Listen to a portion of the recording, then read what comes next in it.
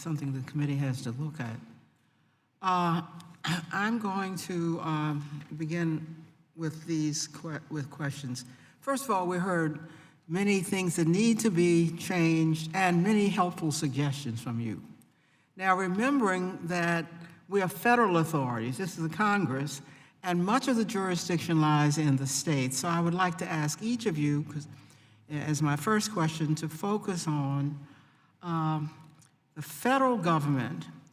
And I'm looking for you to indicate what priority do you think Congress should place of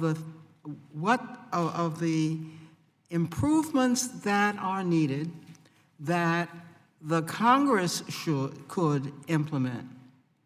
Which would be your priority?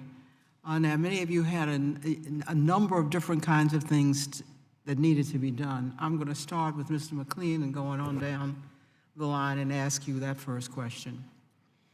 What priority for the Congress? Thank you very much for your question.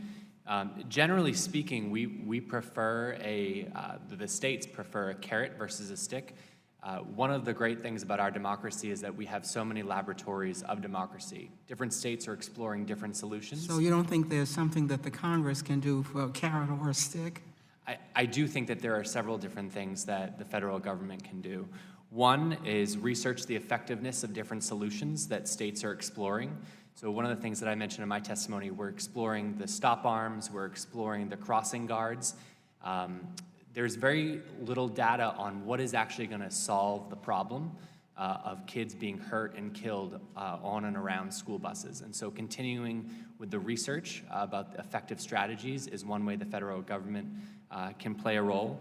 Additionally, incentivizing safety programs within states is a really important tool to incentivize different states. I don't know how you, I need to go down the line. Incentivizing is a very broad, is a very broad word, but Ms. Fulton. Thank you, Madam Chair. From our standpoint, I would prioritize a notification system that crosses states. You know, in New Jersey, our drivers are driving at other states quite frequently.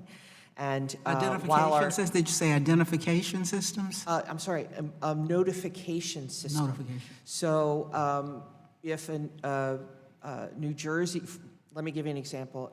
If a New Jersey driver's convicted outside the state, we do get notice that they've got a suspension and we can notify.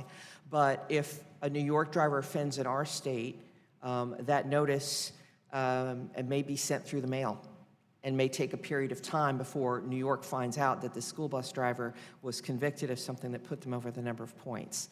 So the systems to go, there is we've gotten a lot of support from the American Association of Motor Vehicle Administrators, AMVA, and I'm sure Ms. Farrow can speak to this, but while there are some ways to cross states in terms of identifying a driver that should be taken out of that driver's seat. Now I want to get it all before my 5 minutes is up.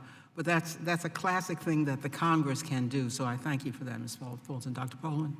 Thank you for the question. The NTSB has long advocated for vehicle design aspects, dealing with crash prevention, stability control systems, forward collision avoidance, automatic emergency braking systems, occupant protection. Everyone has talked about lap shoulder belts, passenger lap shoulder belts, and then most recently talking about post-crash events, so fire protection to ensure those are things that you think Congress and only Congress can do. Vehicle design aspects. Yeah. Yes. We focus those recommendations to NHTSA. Mr. Benish, because my time is going to run out.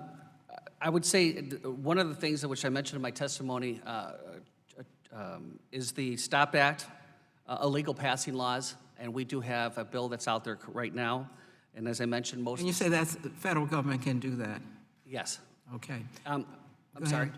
Well, like I said, the statistics, each day we figure there's at least 80,000 illegal passes. Yeah, I'm just trying to get the yes. Priority. Ms. Farrow? Yes, ma'am. In support of Chief Fulton's comment regarding oversight of drivers, resources and tools to ensure that states and companies have timely access to driver conviction, suspension, cancellation data. Yeah, thank you. Secretary Condon? Yeah, just one thing that we don't want to look for is there's a shortage of bus drivers generally across this country, and legislation that would eliminate or diminish the pool of drivers would be a detrimental issue when trying to find who's taking these children to school. But we agree that there should be a standardization. We think the bidding process needs to be adjusted where all schools can look at the safety aspects as opposed to accepting the lowest bid. And the other thing is we believe in, certainly with bus safety, but the standardization of the safety rules across the country so that every bidder is bidding the same. Thank you very much, Secretary Condon. Those are very helpful suggestions as we prepare for the next bill.